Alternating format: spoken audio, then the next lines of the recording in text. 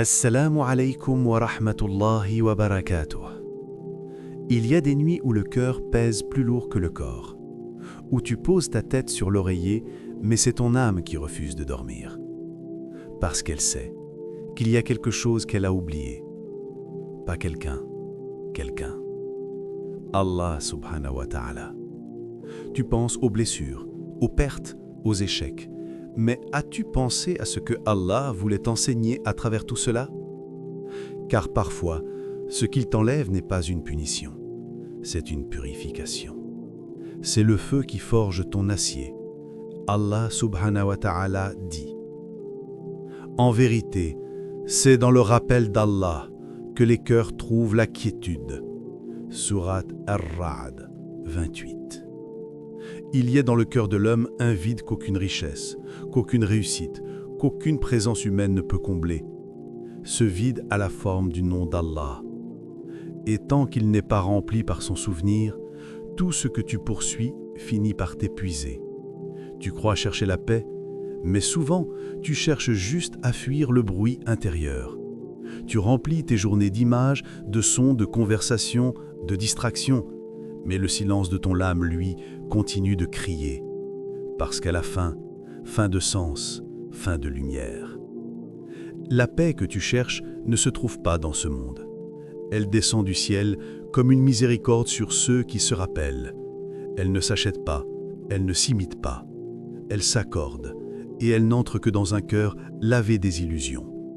Allah subhanahu wa ta'ala a dit: Ceux qui ont cru et dont les cœurs se tranquillisent à l'évocation d'Allah. Surat Ar-Ra'd 28. Regarde bien, il ne dit pas « leur cœur se tranquillise à la richesse, ni à l'amour, ni au pouvoir ». Il dit « au rappel d'Allah ». Car le dhikr n'est pas seulement un mot prononcé, c'est un retour vers ton origine. Chaque fois que tu prononces « Subhanallah », c'est ton âme qui respire. Chaque fois que tu dis « Alhamdulillah », c'est ton cœur qui se redresse. Chaque fois que tu murmures « Allahu Akbar », c'est ton ego qui s'incline. Mais demande-toi, combien de fois ton cœur a parlé quand ta langue récitait? Combien de fois as-tu dit « Allah » sans te souvenir vraiment de lui? La foi ne se mesure pas à ce que tu dis, mais à ce que tu ressens quand tout le reste disparaît. Quand la nuit tombe et que le monde s'endort, qu'est-ce qui reste éveillé en toi? Le souci du demain ou la nostalgie du Seigneur? As-tu remarqué comme le cœur s'apaise dès que tu dis « Ya Allah » avec sincérité, comme si une porte invisible s'ouvrait dans ta poitrine? Parce que chaque rappel t'arrache à la poussière de la vie et te ramène à la pureté de ton origine. Ibn Qayyim, rahimullah, disait « Le dhikr est à l'âme ce que l'eau est au poisson. Que serait le poisson sans l'eau ?» Et il ajoutait « Si tu t'éloignes du rappel d'Allah, ton cœur se flétrit comme une plante sans pluie. Alors regarde-toi, ton cœur est vert ou desséché? Combien de jours passes-tu sans parler à ton Créateur? Tu parles à des gens qui ne peuvent rien pour toi, mais tu oublies celui qui peut tout changer d'un seul mot. Kun, sois. Et c'est là que réside la vérité. La paix ne se trouve pas, elle se reçoit. Elle est le parfum du souvenir d'Allah dans un cœur vivant. Le prophète sallallahu alayhi wa sallam a dit: Le fort n'est pas celui qui terrasse les gens, mais celui qui se maîtrise lorsqu'il est en colère. La colère, cette flamme qui jaillit sans prévenir, brûlant la raison et assombrissant la foi. C'est une étincelle du shaitan qui, si elle n'est pas éteinte, devient un incendie dans le cœur. Et pourtant, c'est dans cet instant précis que se mesure la véritable force. Pas dans la capacité à dominer les autres, mais dans celle à se dominer soi-même. Chaque fois que la colère monte, un combat invisible commence.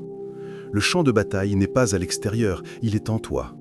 Ton ego crie « Réponds-lui, défends-toi, montre-lui qui tu es ». Mais ton âme chuchote « Reste calme. Allah te regarde. » Et c'est dans ce silence entre deux pulsions que se joue ta victoire. Le prophète sallallahu alayhi wa sallam enseignait à ses compagnons de chercher refuge auprès d'Allah quand la colère s'allume, de faire les ablutions, de s'asseoir ou de se taire. parce qu'il savait que la colère est une tempête, et que celui qui parle au milieu du vent prononce souvent des paroles qu'il regrettera ensuite. La maîtrise de soi, c'est le djihad an-nafs, le combat le plus noble. Ibn Taymiyyah rahimahullah disait « Le véritable héros est celui qui lutte contre lui-même pour obéir à Allah. » Et Ibn Qayyim ajoutait « Les passions sont comme des chevaux sauvages. Si tu ne les tiens pas par la bride, elles te jetteront dans le vide. » Combien d'âmes ont été détruites, non pas par la guerre, mais par une seule parole prononcée sous la colère? Combien de familles brisées, d'amitiés effacées, de prières voilées par la rancune? Chaque colère non maîtrisée laisse une trace dans le cœur, comme une cicatrice spirituelle. Et plus tu la nourris, plus tu t'éloignes de la lumière. Mais celui qui se tait quand il aurait pu crier, celui qui pardonne quand il aurait pu punir, celui-là est honoré par Allah. Le prophète sallallahu alayhi wa sallam disait « Quiconque refoule sa colère alors qu'il est capable d'agir, Allah remplira son cœur de sérénité le jour de la résurrection. » Ce silence n'est pas faiblesse. C'est une soumission consciente à la sagesse divine. Car tu n'as pas besoin de prouver ta force à ceux qui t'ont provoqué. Ta preuve est dans ta retenue. Chaque fois que tu contiens une colère, tu gagnes une bataille invisible. Chaque fois que tu te tais alors que ton ego brûle, tu t'élèves d'un degré auprès d'Allah. Et chaque fois que tu choisis la patience, tu transformes ton feu en lumière.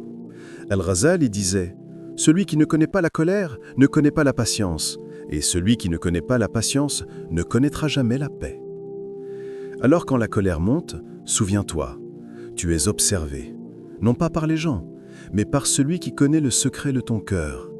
Et si tu maîtrises ta colère pour lui, il t'élèvera bien au-delà de ce que tu aurais gagné en te vengeant. Ce n'est pas la colère qui te définit. C'est la façon dont tu l'apprivoises. Et les anciens disaient, Ibn Qayyim rahimahullah, les épreuves révèlent ce que cache ton cœur, patience ou plainte, sincérité ou façade. Al-Ghazali disait, celui qui se connaît lui-même connaîtra son Seigneur. L'histoire des croyants est une histoire de feu et de lumière, car Allah Jalla wa'ala n'élève jamais un serviteur avant de le tester. Il ne confie jamais la lumière à celui qui n'a pas traversé la nuit. Regarde les compagnons, radiyallahu anhum, chacun d'eux a été brisé avant d'être honoré. Abu Bakr a vu ses proches le trahir pour sa foi.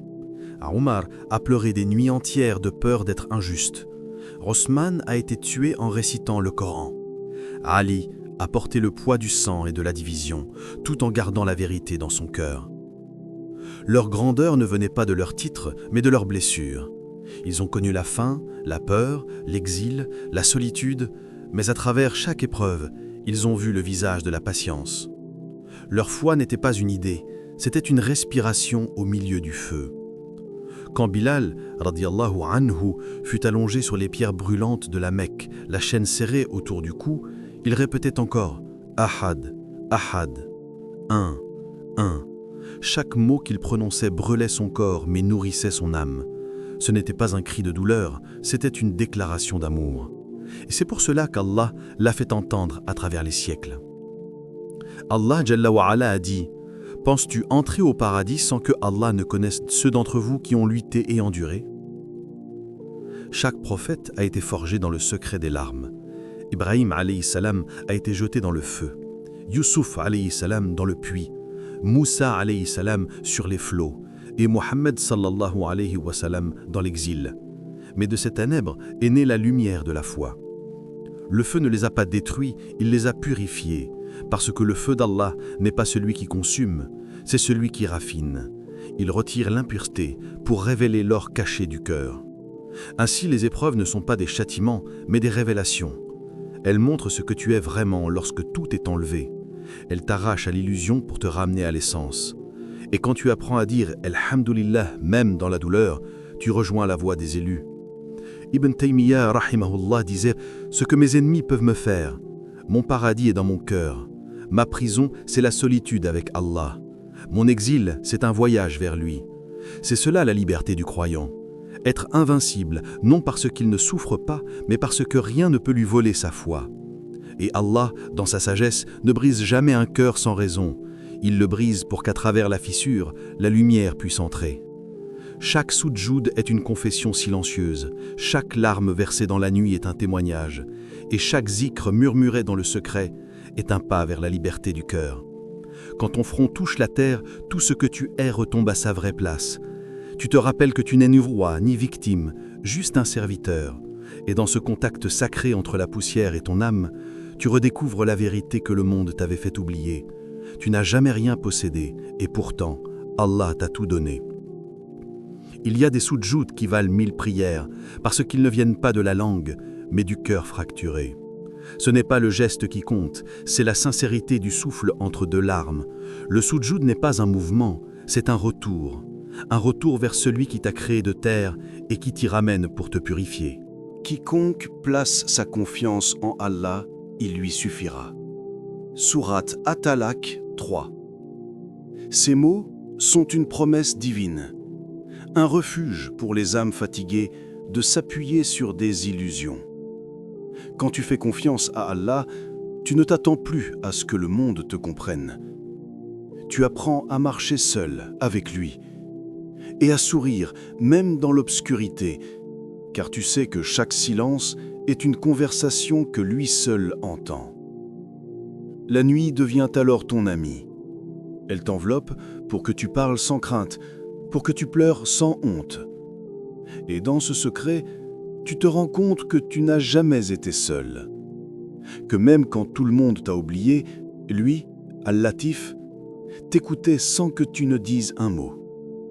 Chaque larme n'est pas une faiblesse, c'est une purification, une prière liquide. Les anges la recueillent et la présentent comme une offrande silencieuse. Et Allah, dans sa miséricorde, ne laisse jamais une larme tomber sans raison. Il la transforme en lumière, en sagesse, en paix.